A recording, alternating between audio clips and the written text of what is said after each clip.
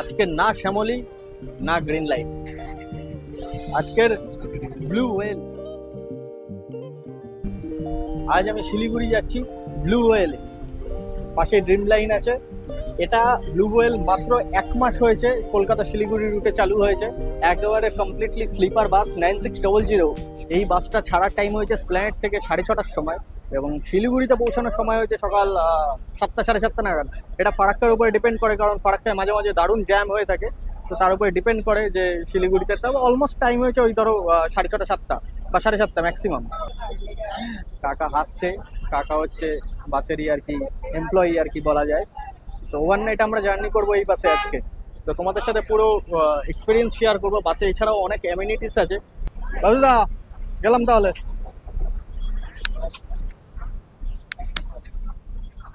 আমাদের first pilot sir, Krishnanagar অব্দি তো।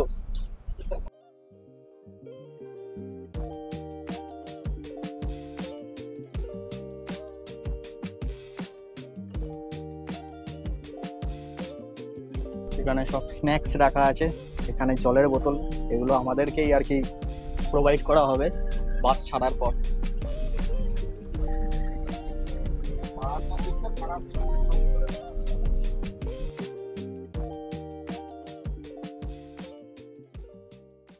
ছাড়ার সময় ছিল 6:30, বাস ছাড়লো 6:34, 4 মিনিট লেট। কোনো ব্যাপার না, দেখে তো আমার মতনই লাগছে নাকি। এখন বাজে রাত 8:15 আর জাস্ট এয়ারপোর্ট পার করলাম। মানে স্প্ল্যানেড থেকে এয়ারপোর্ট আসতে 2 ঘন্টা সময় লাগবে। তো আগেই দেখিয়েছিলাম আমাদের স্প্ল্যানেড ছাড়ার সাথে সাথে আমাদের জল প্রোভাইড করে দিয়েছিল, তার কিছুক্ষণের মধ্যেই আমাদের একটা স্ন্যাক্সের প্যাকেট প্রোভাইড করেছিল। তো এখানে একটা চাল ভাজা দিয়েছে, একটা ক্রিম রোল আছে, একটা জ্যাম বিস্কুট আছে, সাথে একটা মাজা। আর পেছনে দেখতে পাচ্ছ তো ভিডিও চলছে আমারই। পিলোতে ব্লু ওয়েলের ব্র্যান্ডিং আছে, চাদরে ব্র্যান্ডিং আছে ব্লু ওয়েলের, ইভেন ব্ল্যাঙ্কেটেও আছে। এখানে চার্জিং একটা পয়েন্ট দিয়ে দিয়েছে, সাথে তোমরা এখানেও পেয়ে যাচ্ছ একটা সি টাইপ প্লাস একটা ইউএসবি। দুটোই, এই 3টে সুবিধাই পেয়ে যাচ্ছ একসাথে। এখানে মোবাইল রাখতে পারবে, এখানে জলের বোতল রাখতে পারবে, দুটো হেডফোন আছে, দেন হেডফোনও ব্র্যান্ডিং আছে ব্লু ওয়েলের।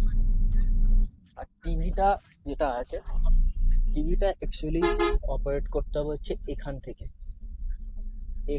টিভিটা অপারেট করতে পারবে। আর এটা হচ্ছে টিভি সুইচ অফ অন। এখানে এসির ভেন্ট আছে, পায়ের কাছেও একটা এসির ভেন্ট আছে। এটা হচ্ছে রিডিং লাইটের সুইচ, বন্ধ করতে পারবে। এটা আপাতত চলছে না, এটা হচ্ছে তোমার বার্থ লাইট, মানে এইটার লাইট। এখন 8:30 বাজে, এয়ারপোর্ট পার করে বেশ খানিকটা চলে এসেছি, মধ্যমগ্রামের কাছাকাছি বা মধ্যমগ্রামেই আছি। তো এখান থেকে মোটামুটি কৃষ্ণনগর পৌঁছাতে ঘন্টা 2 সময় লাগবে। তো আপাতত একটু রেস্ট নিয়ে নিই, তারপরে কৃষ্ণনগর পৌঁছে দেখা হচ্ছে। বারাসাত অব্দি আসতে প্রায় 9টা বেজে গেছে, তাই জন্য একটা ছোট্ট ব্রেক দিল আমাদের।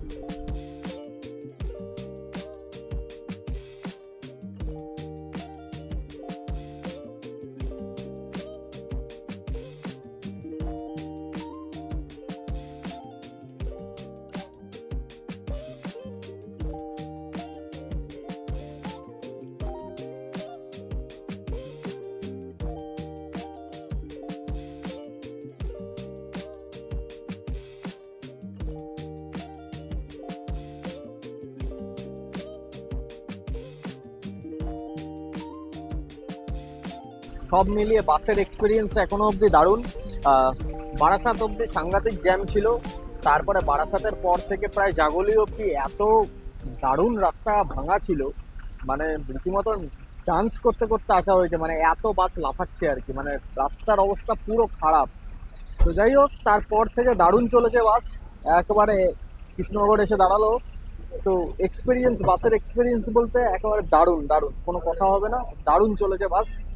জ্যামটা আর ভাঙা রাস্তা সেটা তো আর বাসের ফল্ট নয়, বাস দারুণ চলেছে, বাসের সার্ভিসও দারুণ, বাসের যারা স্টাফ আছে তাদের দারুণ ব্যবহার, সব মিলিয়ে একটা দারুণ জার্নি। তোমাদেরকে একটা জিনিস দেখাই, দেখো বাসের মডেল নাম্বার হচ্ছে 9600। গাড়ির নাম্বারটা হয়েছে 9600।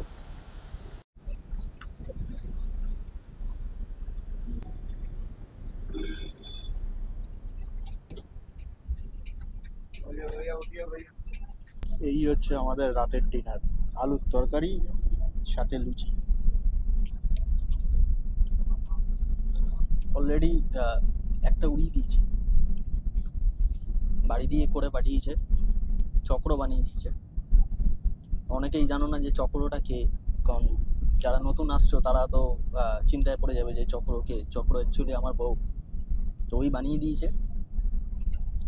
তো বলেছিলাম যে রাত্রিবেলা ধাবাতে খাবো না, কারণ খুব একটা ভালো লাগে না, ওই তো রুটি তরকা, ওই রাত দিয়ে এটাই বেস্ট। 6 hours later. সময় এখন 4:55 ভোর, আর আমরা এসে পৌঁছালাম ডালখোলায়। রাত্রিবেলা আর আসা হয়নি, তো একেবারে ডালখোলাতেই এলাম। তো একেবারে ভোর ভোর আর কি আমরা ডালখোলায় পৌঁছে গেছি। তো আপাতত একটু চা ফা খাবো এখানে। চা খেয়ে অ্যাকচুয়ালি ঘুমিয়ে পড়েছিলাম, এত ঘুম পেয়েছিল তো ঘুমিয়ে পড়েছিলাম। তো আশা করছি সময়ের আগেই শিলিগুড়ি পৌঁছে যাবো। মন্থার এফেক্ট চলছে, মন্থার এফেক্ট চলছে কিছুটা নর্থ বেঙ্গলে।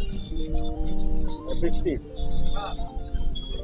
দাদা কত বছর ভলভো চালাচ্ছ? 7 বছর। নীল তিমির পেটে করে শিলিগুড়ি।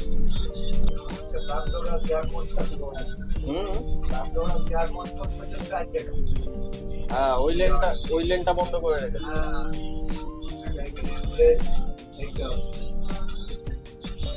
বাসের সামনে এসে যদি বসো তাহলে সাহস করে বসো, কারণ এই বাসটার কিন্তু 80-তে লক না কাটা, ঠিক আছে? হ্যাঁ, ম্যাক্সিমাম বাসের যেটা থাকে 80-তে লক থাকে কাটা, এটার কিন্তু 80-তে লক না।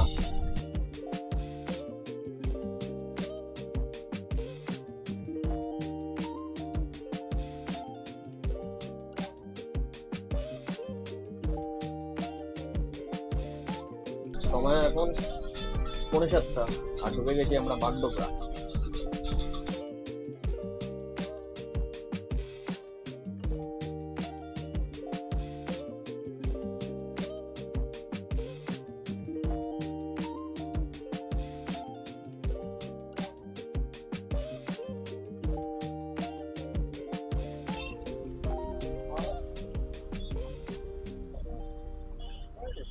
দাদা রাতে দেখা হচ্ছে। দাদা দার্জিলিং গ্যাংটকে রিজার্ভ শেয়ারিং গাড়ি হবে।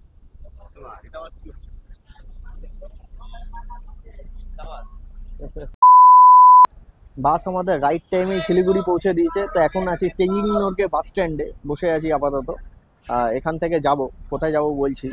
তার আগে বলি, আমরা বাসের টিকিট কেটেছি ফিজিক্যালি কাউন্টারে গিয়ে। আমার চেনাশোনা একজন ছিল আর কি ওই কাউন্টারে, তো ওই জন্যই ওই কাউন্টারে গিয়ে টিকিট কেটেছি। সেই ক্ষেত্রে কিছুটা কম হতে পারে। এছাড়া রেড বাসে ওই বাসের টিকিটটা পেয়ে যাবে, সেই ক্ষেত্রে কিন্তু 1500 দিয়ে বাসের টিকিট কাটতে হবে। আর এই বাসগুলোর মানে ভলভোগুলোর ভাড়া কিন্তু পুরোটাই ডাইনামিক ফেয়ার, সিজনের উপরে কিন্তু ওঠানামা করে।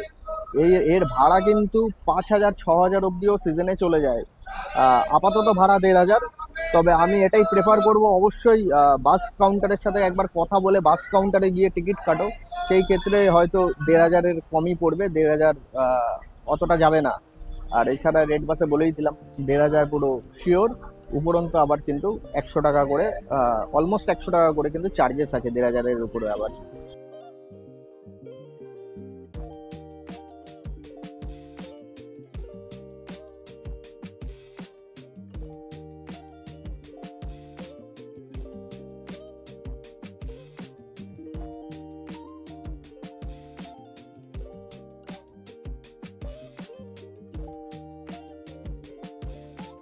তো আমরা মোটামুটি 1:45-2 নাগাদই দার্জিলিংয়ে ঢুকে যাই। তারপর আমাদের হোটেল থেকে একজন গিয়ে ম্যাল থেকে রিসিভ করে নিয়ে আসে। তো আমরা যেই হোটেলে আছি এখানে ফুডিং লজিং নিয়েছি। তো এই ডিটেলগুলো কত করে পড়লো না পড়লো এগুলো আর এই ভিডিওতে বলছি না, এগুলো নেক্সট ভিডিওতে বলছি। আজকের ভিডিওটা এখানেই শেষ করছি। আসছি নতুন ব্লগ নিয়ে, এর পরের পার্ট নিয়ে। অবশ্যই কমেন্ট করে জানিও তোমাদের কীরকম লাগলো এই ব্লগটা। পুরো কলকাতা থেকে দার্জিলিং অবধি আসা, যদিও দার্জিলিংয়ের রাস্তাঘাট অতটা কভার করিনি। সব মনে থাকে, একটা জিনিস মনে থাকে না, সেটা হচ্ছে সাবস্ক্রাইব করার কথা। অবশ্যই চ্যানেলটাকে সাবস্ক্রাইব করে দিও, ভিডিওটাকে লাইক করে দিও। চলো টাটা।